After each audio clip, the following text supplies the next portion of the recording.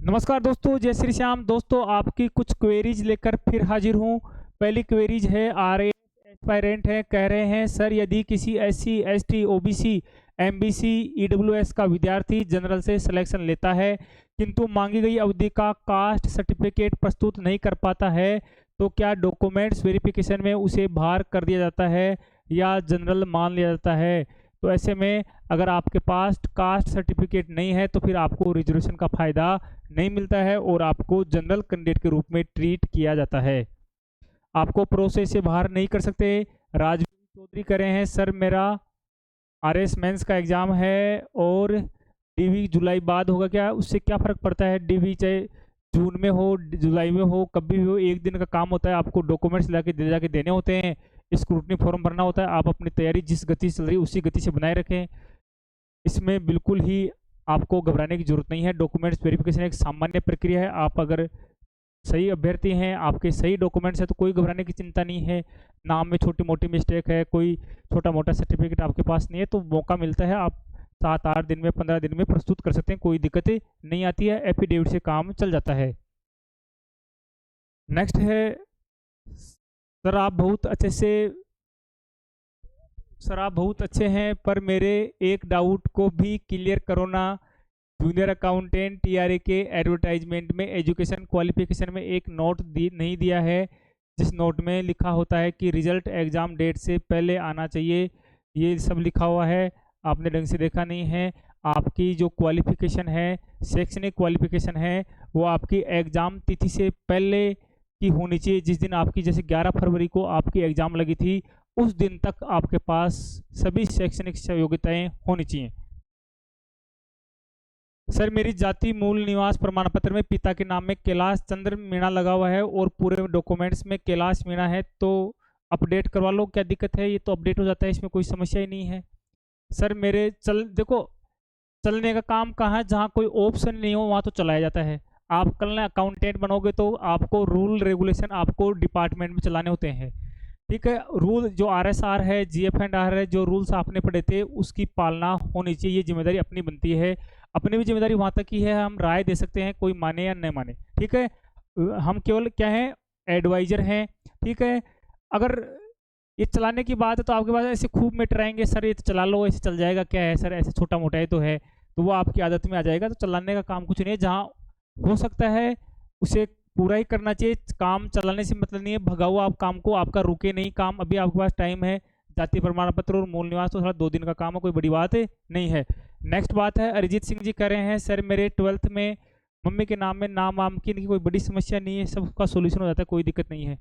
Next queries है, sir मेरी last regular degree BEd है लेकिन मेरे पास उसका सीसी नहीं है, क्या ग्रेजुएशन वाला सीसी चल जाएगा?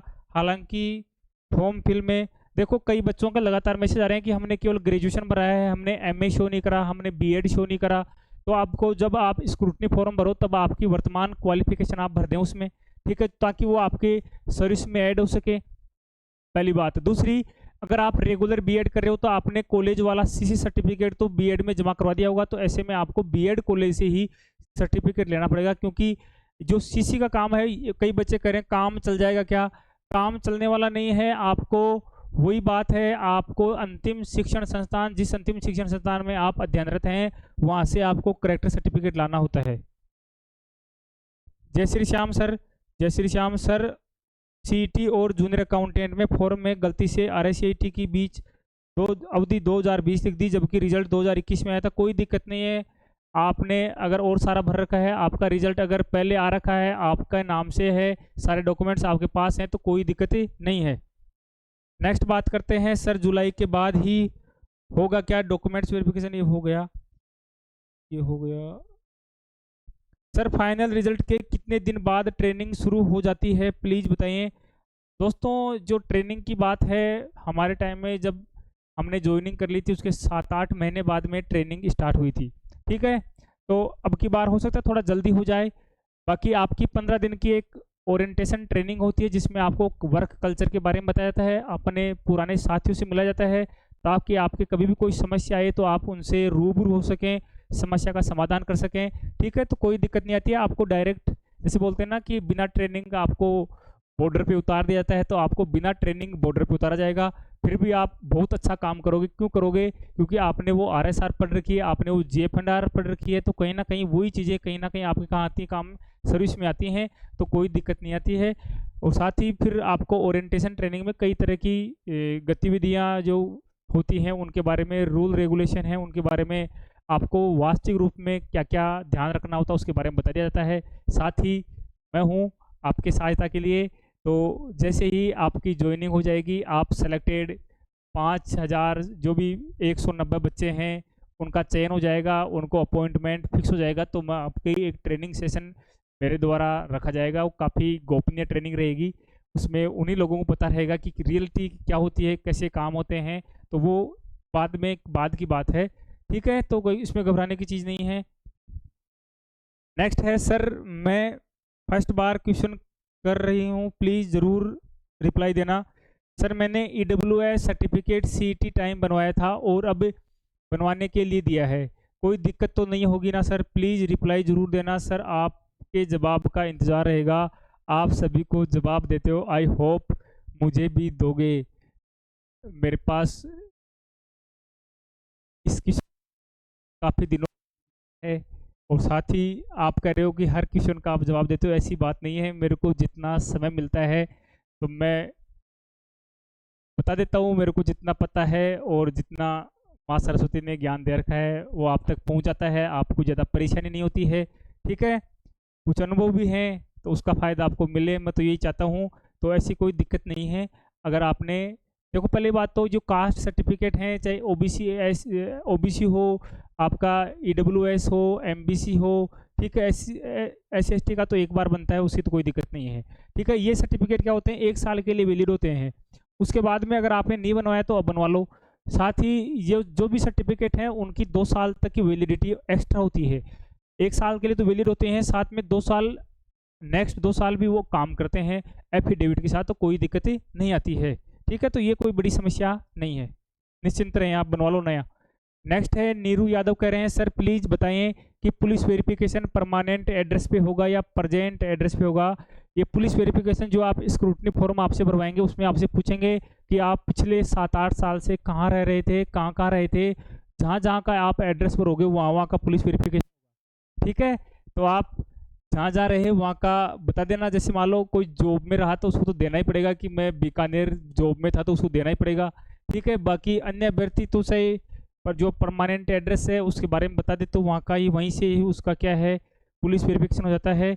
और कई ऐसे हैं जो परमानेंट एड्रेस को छोड़कर अब प्रेजेंट नई जगह पे सेटल हो गए। जैसे मान लो कोई टोंक का बच्चा है और वो पूरा परिवार सही जयपुर सेट हो गए, और परमानेंट एड्रेस क्या दे रखा है, आपका टोंक का दे रखा है, तो आप प्रेजेंट एड्रेस डाल सकते हैं, कोई दिक्कत ही नहीं होती है।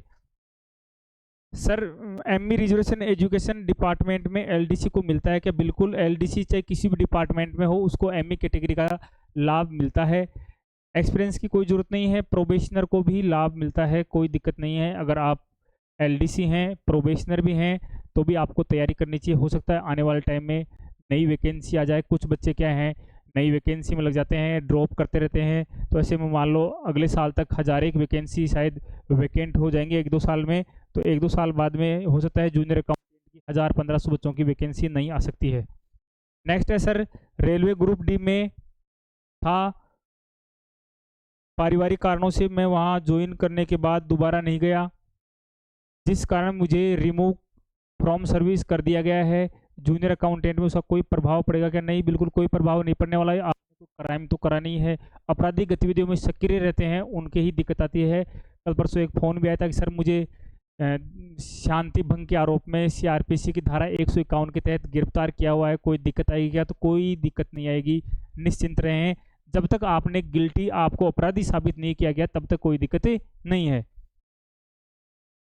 ये क्वेश्चन था, ये बार बार में क्वेश्चन ऐसा आ रहा भी था कि सर मैं जूनियर अकाउंटेंट में डिपार्टमेंटल रिजर्वेशन के बारे में जानना चाहता हूं ताकि मैं RS की तैयारी, आगे RS की तैयारी कर सकूं।